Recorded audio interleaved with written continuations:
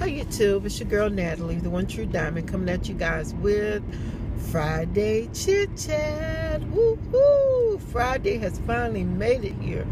Where have you been all my life, Friday? Woohoo! I get happy for Friday with the weekends off. I ain't gonna do a thing, but just knowing I ain't got to say the same thing over and over again. Take a bath the night before and the morning of surgery with this. What medications are you on? And to hear people say, oh, I don't know all the names of them. Well, can you go get them so I can tell you? Because some medicines you don't need to take the morning of surgery. Well, let me get up and go get them. I'll be like, okay, you're having surgery. Wouldn't you want to know every single thing? I forgot my water. Wouldn't you want to know every single thing that is going on with your life so that you, what is this? Oh, wouldn't you want to know everything that's going on with your life so that you could at least make sure you're going to be safe during your surgery if you take a medicine and something happens? I mean, I've never seen, so until I came here, I've never seen people who really, into this department rather, I've never seen people who really do not care. It's like they put their total trust in the doctors, and you know, and I'm not talking about a doctor, because God bless them, they do go to school a long time, but some of those surgeons are only looking at the body part that they are operating on. If they're operating on a leg, they don't care about your heart, they don't care about your lung condition. They just want to know that that leg has to be operated on. That's what they got to do. So our unit is kind of catching a lot of these things with patients who get over there and they have to be canceled because either they have abnormal EKGs, they have stents that nobody even bothered to find out about, which means after a certain amount of time of a stent being placed in your heart, you can't have surgery, or it's kind of unsafe. It's, you know, so the anesthesiologist worries about that. They kind of look at a lot, so I see why they make good money. I mean, I see why they make good money, because they have to look at the whole person when they're putting them to sleep, you know, so they're more concerned with the whole body. So we've initiated this program where we are doing a pilot where me and the other nurse is doing it. I'm like, how do you pick us? We're the two newest nurses. You got all these nurses who've been here forever and a day. But anyway, I think I've already complained about that to y'all. I don't know. Been so long ago since we've been doing it a while now. And then it seems like instead of them giving it to the other nurses, it seems like I'm getting all these patients. I'm like, okay, are y'all trying to set me up so my patients will get canceled? It'll be on me, Miss Natalie? Oh, I think not. Okay, but anyway. Okay, so we've been doing it a while, and so far, look, they used to have a 15% cancellation rate. We just started out with 2 doctors. We are down to 2%. Woohoo! So that means we have been catching them, and you know, we've been catching them, and we've been getting the testing done prior to, so that these patients don't get all the way over there and then they find out all these issues, you know. And it's just not just me and her, it's a whole other bunch of people who are in on this too, like our assistant nurse manager. She's going through, she's looking at we're like ordering the test, we're assessing the patient, we're getting information from them, we're ordering the test or what we feel like is necessary, that's deemed appropriate for their condition, because it eliminates a whole lot of unnecessary testing as well, and it saves the patients money, because sometimes the doctors just order everything.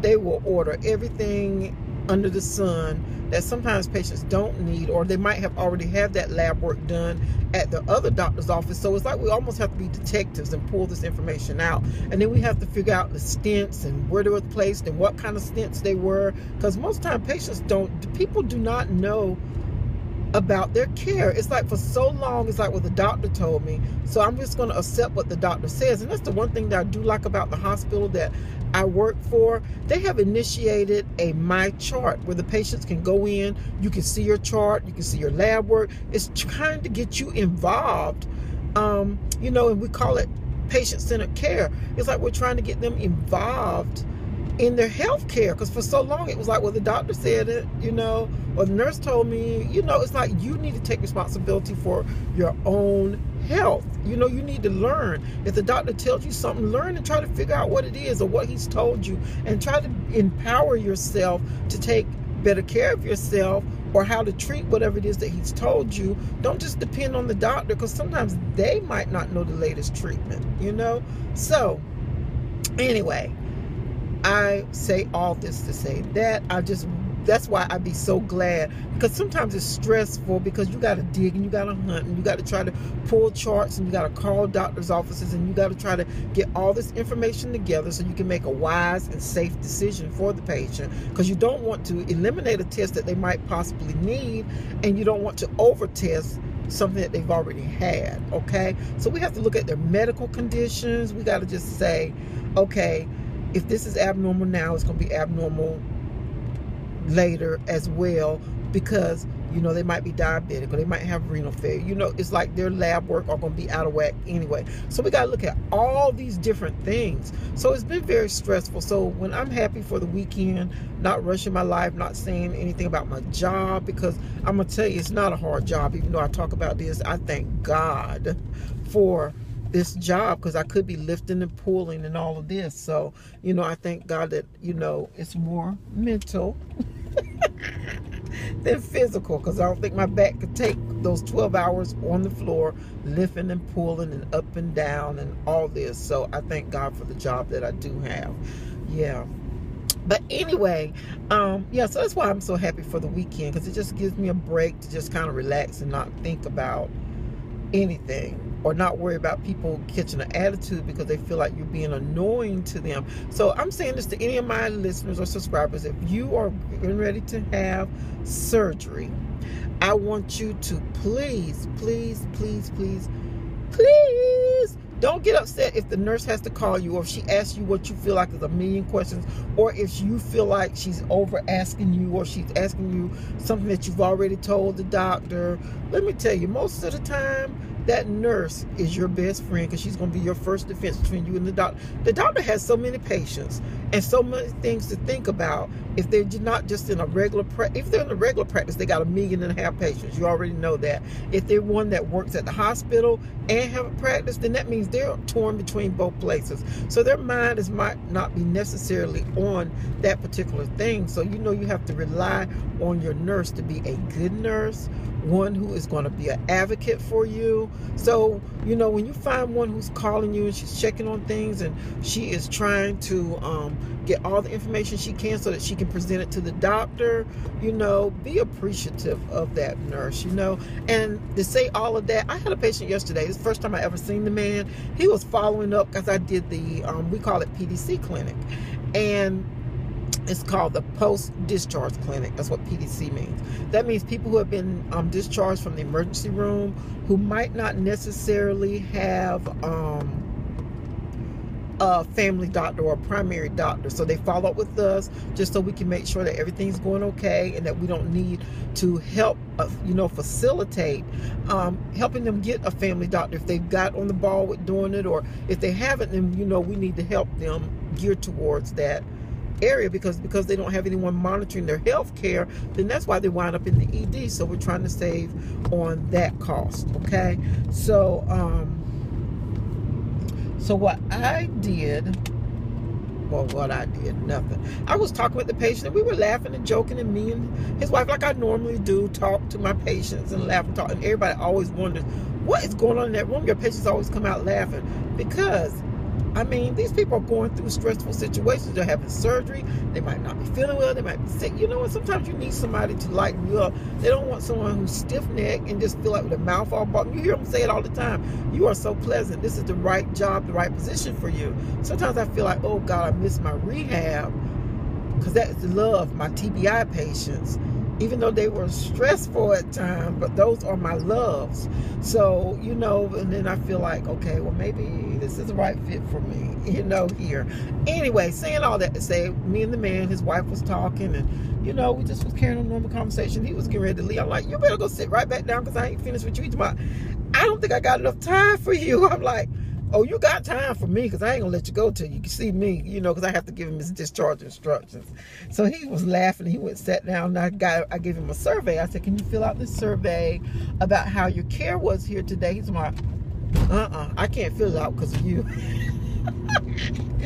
Oh God, just very sweet. But anyway, his wife was filling it out, and she was asking him, and he was being funny. He was a comedian, okay?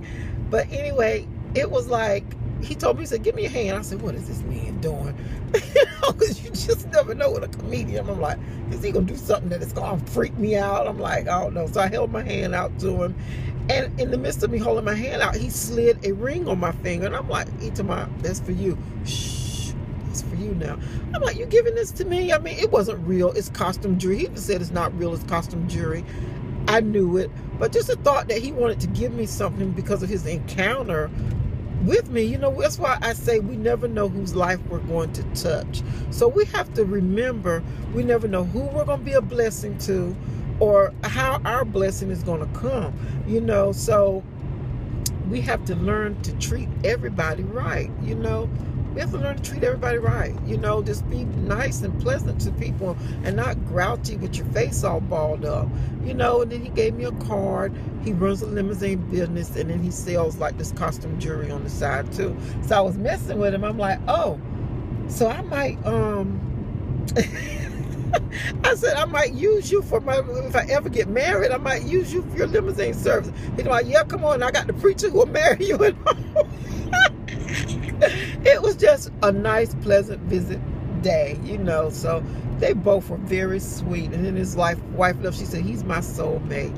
I'm telling you, we are two peas in a pod. He is my soulmate. And I was like, that is so beautiful. And that's what I want. That's a perfect companion, the perfect person for me, that we get along well, that we can laugh and talk together.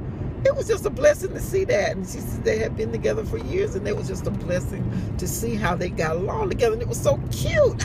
He was like, yeah, she wears me. She ain't feeding me or something like that. And she'd be like, now that's not true. It was just so cute. But anyway, you guys, I'm going to get off here for now because I've been rambling about my job. But it's all sorts of sides to Miss Natalie besides couponing, besides talking. I mean, y'all know. It's more to me than just hits the surface, okay?